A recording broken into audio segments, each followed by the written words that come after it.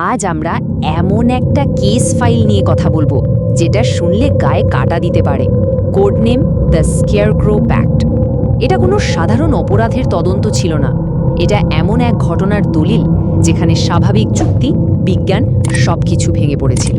আর ঠিক তখনই আমাদের মতো একটা বিশেষ ইউনিটকে সেখানে হস্তক্ষেপ করতে হয়। চলুন এই রহস্যময় কেস ফাইলটা খুলে দেখা যাক।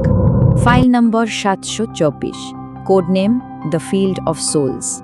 এই কেসটা আমাদের হাতে আসে যখন স্থানীয় পুলিশ একটা অদ্ভুত ঘটনার মুখোমুখি হয় এবং সত্যি বলতে ভয় পেয়ে পিছু হটে। তাদের রিপোর্ট অনুযায়ী এটা সাধারণ হত্যাকাণ্ডের থেকে অনেক বেশি কিছু ছিল।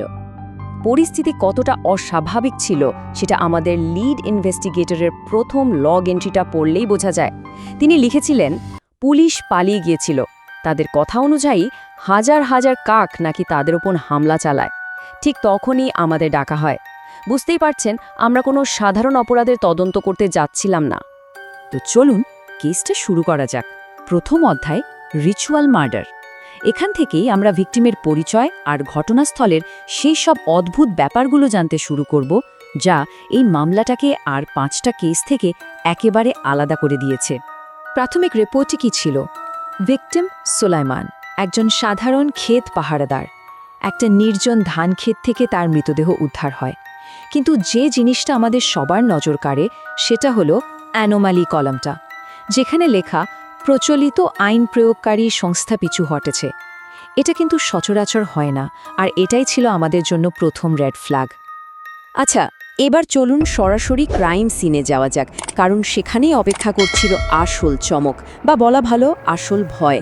বিশেষ করে ভিকটিমের দেহের অবস্থা ছিল অত্যন্ত অস্বাভাবিক। আমাদের তদন্তের একেবারে কেন্দ্রে ছিল এক্সিবিট এ, ভিকটিম সুলাইমানের মরদেহ। আর তার অবস্থাই ছিল এই পুরো রহস্যের প্রধান চাবিকাঠি। ফরেনসিক রিপোর্টটা যখন আমাদের হাতে আসে, সত্যি বলতে আমরা হতবাক হয়ে গিয়েছিলাম। সুলাইমানের দেহকে ইচ্ছে করে একটা কাকতারুয়ার মতো সাজানো হয়েছিল, ভাবা যায়। মুখ আর চোখের কোটরে খড়গোজা, মুখে চুন আর কালি মাখানো, শরীরটা অস্বাভাবিকভাবে শক্ত, ঠিক যেন শুকনো কাঠ। কিন্তু সবচেয়ে বড় যে ধাঁধাটা ছিল, এত কিছুর পরেও ঘটনাস্থলে বা তার শরীরে এক ফোঁটাও রক্ত ছিল না। এটা কোনো সাধারণ খুন ছিল না, এটা ছিল একটা ভয়ঙ্কর ব্ল্যাক ম্যাজিক রিচুয়াল। আরও গভীরে যেতেই আমরা অভিশাপের মূল উৎসটা খুঁজে পাই, একটা অভিশপ্ত টোটেম। জিনিসটা কি ছিল জানেন? একটা শুকনো কাকের মাথা, যার ঠোঁটে গোজে একটা লাল তাবিজ, আর এটাকে সার্জিক্যালি, হ্যাঁ ঠিকই শুনছেন, সার্জিক্যালি ভিকটিমের বুকের পাঁজরের ভেতর বসিয়ে দেওয়া হয়েছিল। আমাদের বিশেষজ্ঞরা নিশ্চিত ছিলেন এই জিনিসটাই ছিল সমস্ত প্যারানর্মাল অ্যাক্টিভিটির উৎস। শুধু মৃতদেহ নয়, ঘটনাস্থলে আমাদের তদন্তকারীরা যা দেখেছিলেন সেটা আরও বেশি অবিশ্বাস্য। চলুন এবার তাদের সাক্ষ্যের দিকে নজর দেয়া যাক। আমাদের একজন তদন্তকারী তার সাক্ষ্যে যা বলেছিলেন সেটা শুনুন। অন্য কাকতারুয়াগুলো, ওগুলো আর আগের জায়গায় ছিল না, আমাদের দিকে এগিয়ে এসেছিল। ওদের মাটির হাড়ির ওপর আঁকা মুখগুলো সবগুলো আমাদের দেখে ঘোরানো ছিল। বুঝতে পারছেন, সেই মুহূর্তে ওরা বুঝতে পারে যে ওরা আর জড়বস্তুর সামনে দাঁড়িয়ে নেই। আর এরপর যা হলো সেটা বোধহয় কল্পনারও বাইরে। সুলাইমানের নিথর দেহটা হঠাৎ করে নড়ে উঠল, আর একটা যান্ত্রিক কর্কশ গলায় কথা বলতে শুরু করল। সে কণ্ঠটা সরাসরি আমাদের টিমকে হুমকি দিচ্ছিল। এটা পরিষ্কার হয়ে যায় যে কোনো অশুভ শক্তি দেহটাকে পুতুলের মতো ব্যবহার করছে। এরকম একটা পরিস্থিতিতে আর এক মুহূর্ত অপেক্ষা করার উপায় ছিল না। আমাদের টিমকে সঙ্গে সঙ্গে অভিশাপটা ভাঙার জন্য অ্যাকশনে নামতে হয়। আমাদের এই ধরনের অলৌকিক শক্তিকে নিষ্ক্রিয় করার জন্য একটা নির্দিষ্ট প্রোটোকল আছে। প্রথমে আশেপাশে থাকা বিপদগুলো, মানে ওই জীবন্ত কাকতারুয়াগুলোকে নিষ্ক্রিয় করা হয়। এরপর পাল্টা মন্ত্র হিসেবে বিসমিল্লাহ পাঠ করতে করতে খুব সাবধানে ভিকটিমের বুক থেকে ওই অভিশপ্ত টোটেমটা বের করে আনা হয়। আর শেষ ধাপ, ওটাকে মাটিতে আছড়ে ফেলে চুরমার করে দেওয়া। আর যে মুহূর্তে ওই টোটেমটা সুলাইমানের শরীর থেকে আলাদা করা হলো, সাথে সাথে পুরো এলাকাটা একটা তীব্র কম্পনে কেঁপে উঠল, যেন মাটি নিজেই ওই অশুভ শক্তি থেকে মুক্তি পেয়ে হাঁফ ছাড়ল। ফলাফল একেবারে ইনস্ট্যান্ট।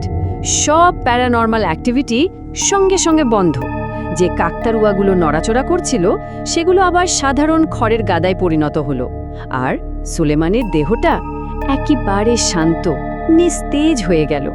তার চোখ দুটো বন্ধ হয়ে গেল। দেখে মনে হচ্ছিল তার আত্মাটা অবশেষে শান্তি পেয়েছে। অভিশাপ তো দূর হলো, কিন্তু প্রশ্নটা থেকেই যায়, কেন এই সব কিছু করা হয়েছিল আর এর পেছনে কে ছিল? এবার আমরা দেখব এই কালো জাদুর জন্য আসল মূল্যটা কে এবং কিভাবে চুকিয়েছে। তদন্তে যা উঠে এলো তা হলো জমির মালিক এক অন্ধকার শক্তির সাথে একটা চুক্তি করেছিল। তাকে কথা দেওয়া হয়েছিল এক অভাবনীয় সোনালী ফসলের, কিন্তু এর জন্য তাকে যে দামটা চোকাতে হয়েছে তা ছিল ভয়ঙ্কর। রাতারাতি তার সব পাকা ধান পচে কালো কাদা হয়ে যায়, আর জমির মালিক নিজে তার মানসিক ভারসাম্য হারিয়ে ফেলে। জমির মালিকের মানসিক অবস্থা নিয়ে যে রিপোর্টটা তৈরি হয় তাতে লেখা ছিল, লোকটা এখন শুধু চিৎকার করে, বিড়বিড় করে বলে হাজার হাজার কাক ওকে নাকি ঠোকরাচ্ছে। মানে যে অশুভ শক্তিকে সে ডেকে এনেছিল সেটাই এখন তাকে ভেতর থেকে শেষ করে দিচ্ছে। তো এই পুরো তদন্ত থেকে আমরা কি শিখলাম? এই কেস ফাইলটা শুধু একটা খুনের গল্প নয়, এটা আসলে লোভের অবশ্যম্ভাবী পরিণতি নিয়ে একটা চরম সতর্কবার্তা। অপরাধের মোটিভটা তাহলে কি ছিল? একদম পরিষ্কার, ভালো ফসলের লোভে একটা চুক্তি করা হয়েছিল, যার দাম দিতে হয়েছে একটা নিরীহ মানুষের জীবন দিয়ে। জমির মালিকের লোভী সুলাইমানের এই ভয়ঙ্কর পরিণতির জন্য দায়ী।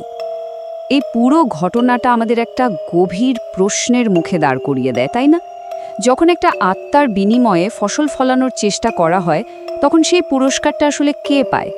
জমির মালিক তো কিছুই পায়নি, বরং তার যা ছিল সেটাও হারিয়েছে। শেষ পর্যন্ত এই ফাইন্ডিং দিয়ে কেসটা বন্ধ করা হয়। লোভ হলো এমন একটা দেনা যা সবসময় ধ্বংসের মাধ্যমেই শোধ করতে হয়। এই কেস ফাইল 724 ভবিষ্যতের জন্য একটা উদাহরণ হয়ে থাকবে।